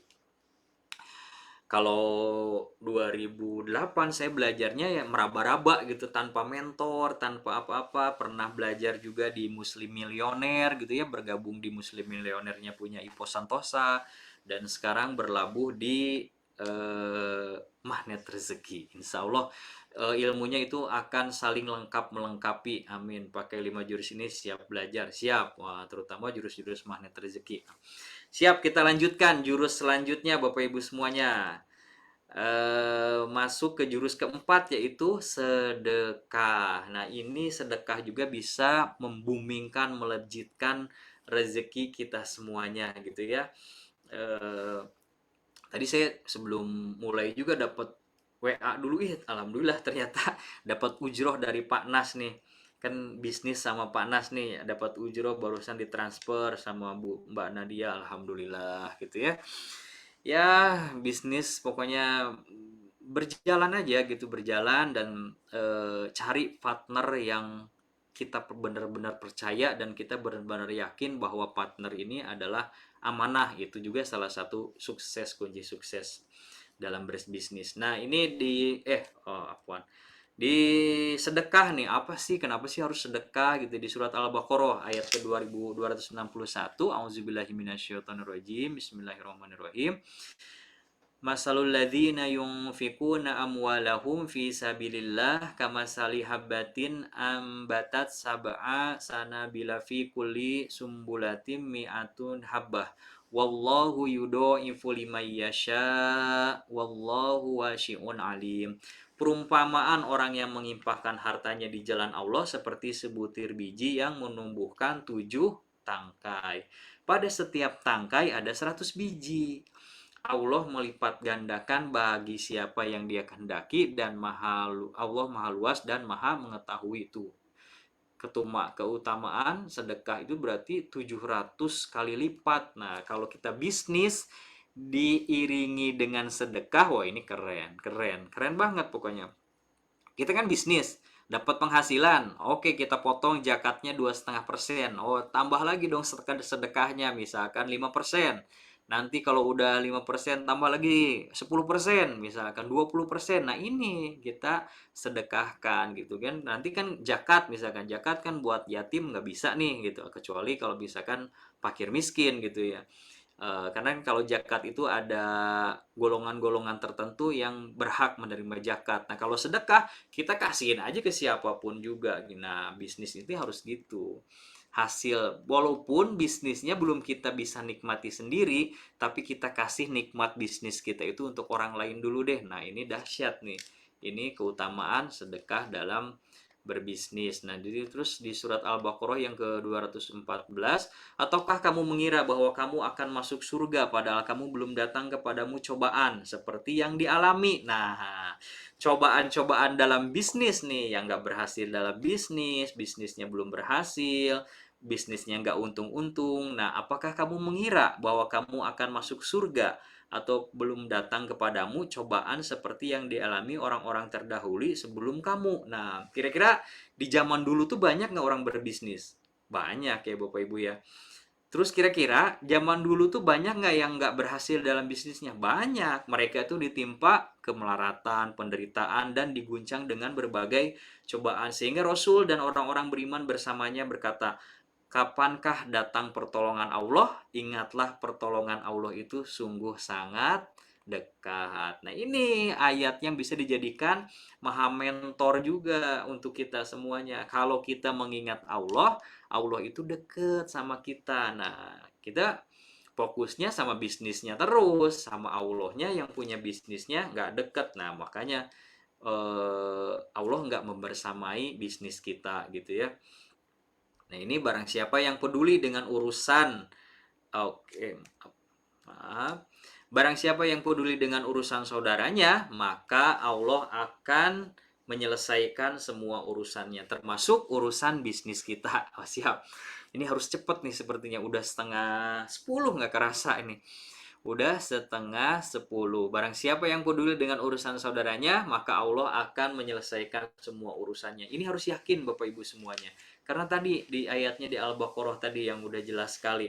Bahwa kalau kita mengingat Allah, maka akan datang pertolongan Allah, dan pertolongan Allah itu sangat dekat banget gitu. Dekatnya tuh pakai banget di Quran surat Al-Baqarah ayat ke-214. Kita lanjutkan. Ini masih ada. Nah, ini dalil-dalilnya nanti bisa dibaca. Nanti saya juga akan share materi pada hari ini. Nah, ini buat motivasi kita sedekah. Sedekah tuh sebenarnya gimana sih gitu ya, yang baik itu gitu ya. Eh sedekah itu bagusnya gimana gitu. Ini ada seorang pemuda gitu ya, zaman dulu kala ada seorang pemuda yang resah gitu. Saya itu pengen sedekah, tapi sedekahnya saya itu harus benar-benar ke orang yang memang berhak menerimanya. Akhirnya dia berdoa kepada Allah, ya Allah, mudahkan saya untuk bersedekah dan tunjukkanlah orang yang akan saya sedekahi. Nah, setelah dia berdoa, lalu malam-malam dia keluar rumah dan ketemulah dengan seorang pemuda gitu ya, seorang laki-laki gitu ya. Lalu dikasihkanlah itu sedekahnya. Ini sedekah untuk kamu katanya. Nah, gegerlah satu itu kampung bahwa ada cerita ada pencuri yang dikasih sedekah. Begitu dengar cerita itu dari warga gitu ya, dari warga di tempat dia tinggal, si pemuda ini akhirnya nggak bahagia lagi gitu, nggak bahagia lah, berarti saya nggak tepat sasaran lagi dong, sedekahnya yang saya sedekahi adalah pencuri. Lalu dia berdoa lagi kepada Allah, ya Allah, tunjukkanlah kepadaku orang yang berhak disedekahi olehku katanya. Aku ingin petunjukmu katanya. Nah, akhirnya malam-malam keluar lagi rumah. Begitu keluar rumah, di jalan ketemu lagi sama seorang perempuan. Oh, berarti kayaknya ini nih orang pertama yang saya temuin, yang harus saya sedekahi. Lalu saya kasih sedekah itu ke ini perempuan, dan perempuan itu menerima dan langsung pergi lagi ke arah yang dia datang gitu. Dan besok paginya, tahu nggak Bapak Ibu, di kampung itu rame lagi bahwa ada pekerja seks gitu ya, ada atau apa ya namanya, bagus, kupu-kupu malam, ada kupu-kupu malam yang dikasih sedekah katanya. Wah, rame gitu. Kok ada sih katanya. Dia itu ngasihnya ke kupu-kupu malam katanya. Dia dengar lagi, pemuda ini dengar lagi cerita itu dari warga karena jadi trending topik di kampung itu. Akhirnya dia berdoa lagi, ya Allah, please ya Allah, ini yang ketiga kalinya aku nggak ingin salah ya Allah. Kirim kepadaku orang yang akan aku sedekahi. Akhirnya malam-malam dia keluar rumah lagi dan ketemu pria, seorang pria. Dan dipanggilnya pria ini, hai bapak kesini katanya. Nih saya mau kasih sedekah untuk kamu. Nih mudah-mudahan bapak adalah orang yang tepat. Dan dahsyatnya Siang itu, pagi harinya seluruh warga ngobrol lagi, jadi trending topik nomor one lagi di kampung itu, bahwa ada cerita bahwa orang kaya dikasih sedekah gitu. Wah, betapa nggak bahagianya si pemuda ini ketika dia sedekahnya itu nggak tepat sasaran. Akhirnya dia tidur dengan perasaan yang nggak bahagia, tapi di dalam mimpinya diceritakan bahwa, wahai pemuda, katanya, uang yang kau sedekahi yang di malam pertama itu kau sedekahi kepada seorang pencuri. Tetapi ketika mendapatkan sedekah di malam itu, pencuri itu tidak jadi lagi mencuri, katanya. Dan setelah dapat itu dia bahkan tidak mencuri lagi sampai akhir hidupnya, katanya. Lalu di malam kedua engkau memberikan sedekah kepada kupu-kupu malam, katanya, wanita kupu-kupu malam. Dan pada saat malam itu, karena dia tuh sudah mendapatkan sedekah darimu, dia itu tidak jadi menjajakan dirinya lagi, katanya gitu. Akhirnya dia pulang dan dia hidup dengan uang dari sedekah darimu, katanya. Dan yang pada malam ketiga, malam terakhir, kamu memberikan sedekah kepada orang kaya, dan tahu nggak, katanya, setelah menerima sedekah itu, orang kaya itu tadinya pelit, kikil, bahil, katanya, merege hese, tapi setelah mendapatkan sedekah darimu, dia menjadi ahli sedekah. Betapa bahagianya ini pemuda ketika mendapatkan kabar seperti itu. Dahsyat Bapak Ibu semuanya. Jadi kalau mau sedekah, sedekah aja, nggak usah mikir mau tepat mau enggak, pasti akan indah pada waktunya. Siap, kita lanjutkan ini yang kelima. Nah, yang kelima, jalan keluar adalah dengan bersyukur. Ketika bisnis kita nggak bagus, maka bersyukur. Ya Allah, Alhamdulillah engkau bisnisku nggak jalan-jalan, ya Allah, bisnisku nggak berkembang, bisnisku nggak dapat untung, ya Allah, tapi aku bersyukur. Aku masih diberikan nikmat sehat, aku masih diberikan nikmat untuk mencoba bisnis ini. Tapi Allah, aku akan selalu bersyukur kepadamu, aku akan terus mencoba di bisnis ini, aku nggak akan patah semangat, ya Allah. Kalau ada engkau, jangankan nggak berhasil seperti ini, nggak berhasil berpuluh-puluh kali juga, aku akan tetap semangat. Nah, ini yang keren, ini yang nggak kita punya gitu. Siap, kita akan belajar bersyukur di jurus yang terakhir, nggak dari ilmu agama. Kalau tadi kan landasannya Al-Quran, hadis, atau cerita-cerita Islami. Tapi di bersyukur ini kita akan belajar dari orang Barat, Bapak Ibu semuanya. Bahwa biar apa? Biar kita paham bahwa orang Barat aja bersyukur, apalagi kita orang Muslim. Nah, ini orang non Muslim aja bersyukur, malah ada yang nggak punya agama nih, nggak percaya sama agama, ateis, nggak percaya sama agama, nggak percaya dengan adanya Tuhan. Marcisimov, syukur adalah jalan yang mutlak untuk mendatangkan lebih banyak, tipe ini ya, lebih banyak kebaikan dalam hidup Anda. Tuh, Marcisimov nih, orang Barat, tidak percaya adanya Tuhan, tapi dia tahu bahwa definisi syukur adalah jalan yang mutlak untuk mendatangkan lebih banyak kebaikan kepada hidup Anda, katanya tuh. Lalu ada lagi Dr. John DeMartini. Apapun yang kita pikirkan dan syukuri, kita akan mendapatkannya lagi. Tuh.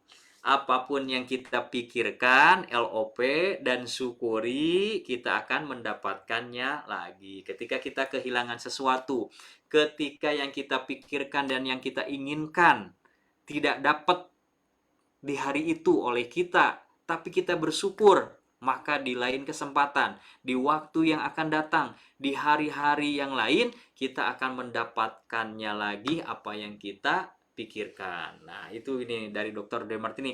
Tapi yang ketiga ini saya nggak ingat, sebenarnya bukan dari John DeMartini, tapi kita lihat aja kata-katanya sini, copy paste yang atasnya nih.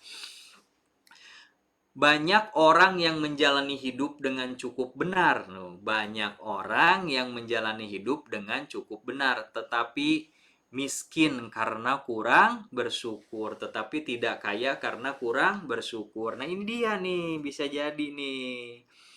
Orang-orang ini bilang, kita ini nggak kaya, bisnis kita itu nggak berkembang, bisnis kita itu tidak mendapatkan hasil yang banyak. Karena apa? Karena kita itu tidak tahu caranya bersyukur atau kurang bersyukur gitu. Lanjut, nih kita belajar lagi dari orang barat sana. Ada dari Wallace Wallace Wallet. Nih, banyak tiponya. Banyak orang, ini banyak orang nih, banyak orang yang menjalani hidup dengan cukup benar, tetapi miskin atau tidak kaya karena kurang bersyukur. Nah, ini juga banyak nih, maaf ya. Nanti saya perbaiki lagi nanti sebelum share. Dari Wallace Wallet lagi, bersyukur setiap hari adalah salah satu syarat untuk mendatangkan kekayaan. Bersyukur setiap hari adalah salah satu syarat untuk mendatangkan kekayaan. Pernah nggak kita Bapak Ibu berpikir nih, ada jemari kita bisa bergerak, ya Allah, kita pernah nggak bersyukur, ya Allah ini jari-jari ini bisa bergerak seperti ini, betapa indahnya gitu ya, bisa menggenggam, bisa dipakai membelai pasangan, membelai rambut sendiri. Pernah nggak kita berpikir ini? Kita bersyukur atas nikmat yang telah engkau berikan. Pernah nggak kita bangun tidur, ya Allah, terima kasih atas hidup ini. Terima kasih aku telah dibangunkan lagi dari tidurku. Pernah nggak kita bersyukur setiap hari nih?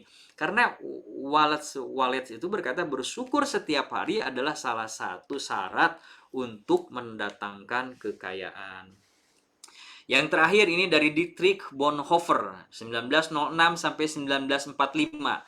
Hanya dengan syukur hidup kita menjadi kaya. Tuh, hanya dengan syukur hidup kita menjadi kaya. Hanya dengan bersyukur hidup kita menjadi kaya. Siap setiap hari. Mudah-mudahan Bapak Ibu semuanya siap lagi ya dengan bersyukur setiap hari, mensyukuri ini tangan bisa bergerak, ya Allah, ini hidung bisa bernapas, ini hidung nih lubangnya ngadapnya ke bawah, gimana kalau ngubungnya ngadapnya ke atas setiap hujan. Aduh, perih hidup kita Bapak Ibu. Kalau hidung kita lubangnya ngadep ke atas, setiap hujan pasti perih gitu. Ini ke bawah, pernah nggak kita mensyukuri ini ciptaan Allah yang sangat begitu indahnya gitu ya.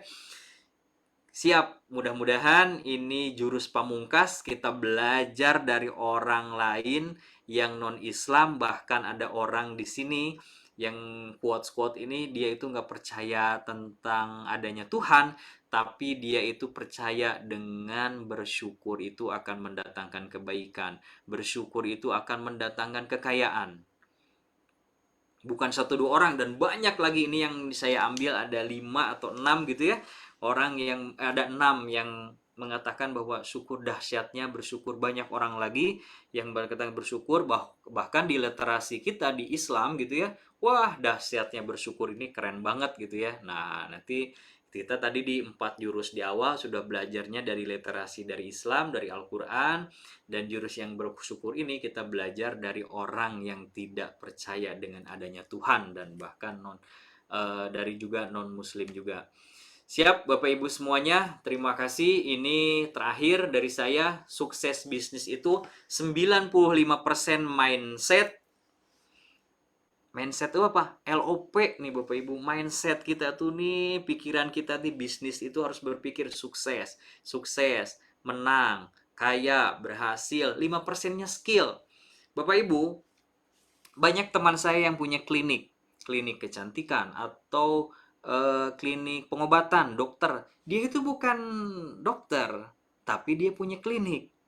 Dan dia tuh nggak ngerti banget skill dia itu tentang kedokteran tuh, katakanlah 5%. Dia tuh bukan dokter, nggak ngerti caranya obat, nggak tahu baca resep, tapi dia punya klinik, bahkan sekarang punya rumah sehat gitu yang besar. Nah, ini keren banget. Tapi kenapa dia itu LOP dia nih, mindset dia, tanamkan nih mindset ini 95% LOP nih. Seperti gunung es. Gunung es itu yang kita lihatnya cuma 5%-nya, tapi 95%-nya itu ke bawah sampai akhirnya gunung ini tidak bisa bergerak, tetap diam di tempatnya itu karena gunung es yang ke bawahnya itu, ke bawah lautnya itu lebih besar. 8 sampai 9 kali lebih besar daripada yang di atasnya.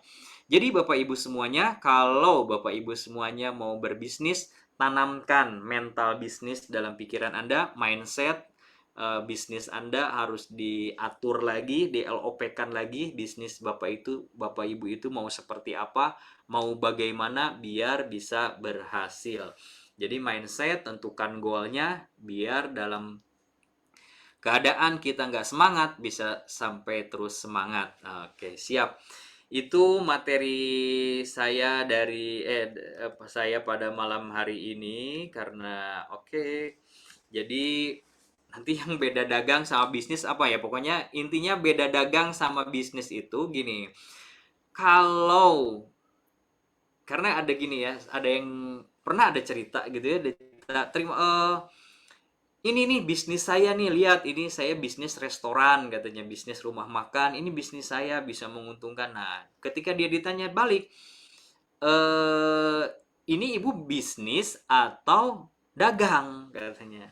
Lah, emang bedanya apa bisnis sama dagang? Bedanya begini, coba aja kalau ibu berdagang, tinggalkan dagangan ibu 1 tahun. Nah, kalau dah ibu tahun depan jadi jualannya tutup, nah berarti ibu tuh cuma berdagang. Tapi kalau bisnis, ibu tinggalkan setahun 2 tahun, bisnis ibu bisa berkembang. Gitu, restoran ibu dari tadinya 1 jadi banyak, ada 4, ada 5 gitu. Nah, itu namanya bisnis. Bisnis itu dibangun oleh sistem. Tapi kalau dagang dibangun oleh diri sendiri. Nah, gitu. Banyak tuh ya yang dagang akhirnya nggak bisa healing, nggak bisa jalan-jalan karena harus buka toko. Kalau nggak buka toko berarti tokonya tutup. Kalau tokonya tutup berarti saya nggak punya penghasilan. Nah, itu namanya dagang. Tapi kalau bisnis, kita buka toko atau enggak, kita ada datang atau enggak, bisnisnya tetap berjalan gitu, tokonya tetap buka gitu, dianya ya bisa healing, jalan-jalan, main golap atau main ke luar negeri gitu ya. Siap, saya akan bacakan lagi terakhir dari meeting chat. Mohon maaf izin lip suaranya hilang-hilang, terima kasih ilmunya. Siap Ibu Tini, mohon izin, mohon maaf juga, mungkin suaranya kurang bagus. Nah, Amin pakai 5 juri siap. Oh, dari Rizka Karawang. Bagaimana supaya tahu bisnis apa yang tepat untuk kita? Nah, kalau pengen tahu bisnis apa yang tepat untuk kita, yaitu bisnis yang kita menjalaninya bisa bahagia. Nah, itu tepat tuh buat kita. Misalkan bisnis apa, kita senengnya dandan. Nah, saya mau bisnisnya di bidang kecantikan. Saya tuh senengnya dandan gitu. Jadi saya tuh pengennya bisnisnya itu jualan produk-produk tentang kecantikan. Nah, itu berarti bisnisnya pasti cocok untuk Teh Rizka gitu ya. Atau senengnya apa? Senengnya futsal. Oke, senengnya futsal, senengnya main bola, senengnya olahraga. Oke, saya bisnisnya apa? Saya bisnisnya buka lapangan futsal. Jadi ketika ada yang pakai atau enggak itu lapangan futsal, karena kita seneng main futsal, ya dipakai aja sendiri itu lapangan futsal. Jadi akhirnya kenapa? Jadi akhirnya kita bahagia tiap hari bisa main futsal di lapangan sendiri, kan keren tuh. Jadi bisnis apa yang tepat untuk kita adalah bisnis yang membuat kita bahagia. Tapi kalau bisnis itu menjadikan beban di pundak kita, kita nggak bisa tidur karena ngerjain bisnis itu, berarti nggak cocok tuh sama kita tuh. Tapi kalau bisnis itu membuat kita bahagia, mau untung mau nggak untung, tapi kita bisa tetap tersenyum, terusin deh itu bisnis. Pokoknya lama-lama nanti pasti untung. Ibu Diana, sedikit pengalaman bisnis sejak 25 tahun dan sekarang masih lumayan berjalan karena mau menolong agama Allah. Wih, keren, siap. Emang benar tuh. Karena, nah mungkin Bu Diana ini punya goalnya itu, kenapa saya bisnis? Saya ingin menolong agama Allah. Nah, ketika untung gak ada untung, kita tetap aja itu tolong agama Allah dan nanti Allah akan datang. Karena pertolongan Allah itu sangat dekat sekali dengan kita. Dari Faizatul, pernah coba berbisnis dan investasi tapi gagal karena tidak melibatkan Allah. Sekarang sudah coba dengan 3 jurus pertama, sudah dibahas. Pak, jurus Garputala dapat ayat yang berbunyi ittaqullah, coba ulangi lagi, dapat ayat lagi, fattakullah, coba ulangi lagi, dapat yang artinya sudah jelas ayat-ayat kami. Terus saya harus gimana dong Pak? Pokoknya dari ayat Garputalanya, cari ayat yang positifnya, lalu zikirkan dan yakini bahwa ayat itu adalah tepat untuk kita. untuk dijadikan cermin untuk kita semuanya. Zikirkan, lalu LOP kan bisnisnya, insya Allah bisnisnya akan berkembang. Bersama Allah kita bisa. Nah, bersama Allah kita kuat. Mohon maaf izin live suaranya. Oh ya, Ibu Tini yang tadi. Ibu Eti Purwakarna, Bismillah, bisnis pakai 5 jurus, berbisnis siap belajar, maha mentor Allah Subhanahu wa taala, istighfar, hakikat istighfar, sholawat, sedekah, bersyukur, walaupun belum sukses tetap selalu bersyukur, coba lagi dan coba lagi, tetap semangat. Ya, benar sekali. Bu Pipit, kalau belum berhasil tetap bersyukur, pastinya semua atas izin Allah. Wih, keren banget Bu Pipit ilmunya. Siap, semua yang terjadi yang terjadi di luar diri kita itu udah pasti baik adanya, dan itu udah pasti datangnya dari Allah. Tapi yang datang dari kita, nah itu belum tentu baik karena tercampur oleh hawa nafsu. Bu Siti Mariam keren banget. Nah, ini Bu Dok apa? Dinta Rusli DR itu, aduh saya jadi hampir nggak ingat. Bu Dinta Rusli, ayat GT-nya disimak baik-baik, tafsirnya baca ulang-ulang, di situ ada solusi dan praktekkan pesannya. Nah ini mungkin tadi yang bertanya tentang ayat GT ya, tadi itu Bu Faizatul. Nah, pokoknya nanti bisa diskusi lagi tentang ayat GT di WA chat atau di mana lah, atau yang ke CTMR yang membagikan link ini.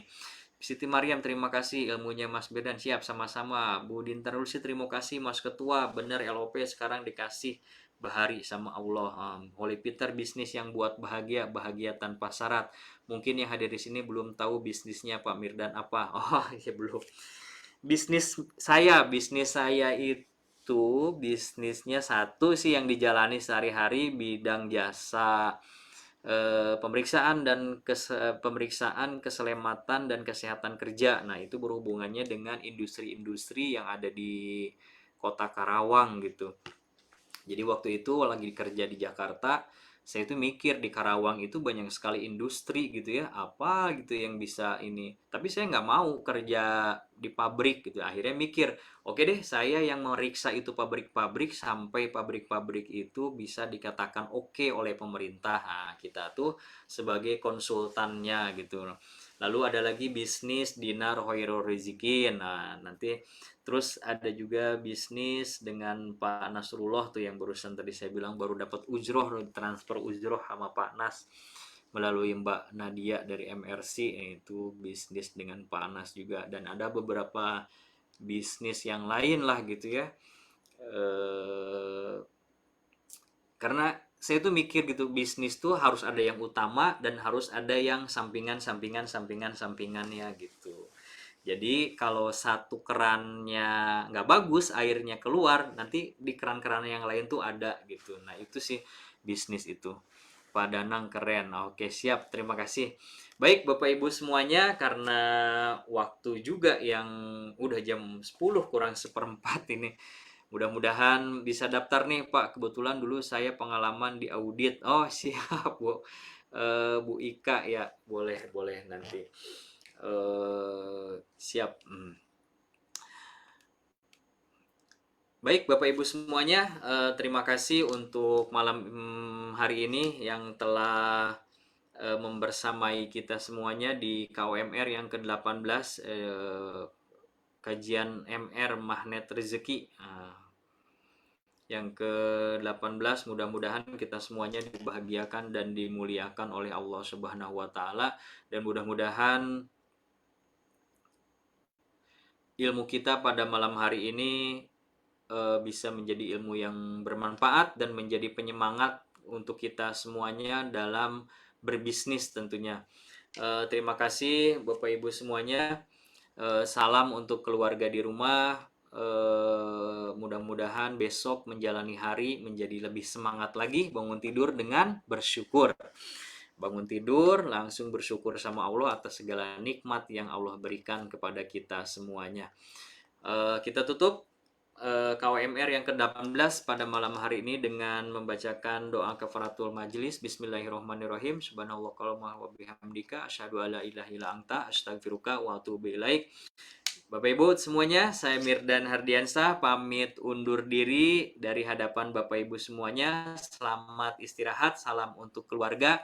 Jangan lupa bahagia dan jangan lupa bersyukur. Assalamualaikum warahmatullahi wabarakatuh. Waalaikumsalam warahmatullahi warahmatullahi wabarakatuh. Dan Ilmunya Ustaz. terima kasih pemirsa, terima kasih Sama. semuanya. Semoga sukses semua. Assalamualaikum. Waalaikumsalam warahmatullahi wabarakatuh. Ya Bu Eti, makasih.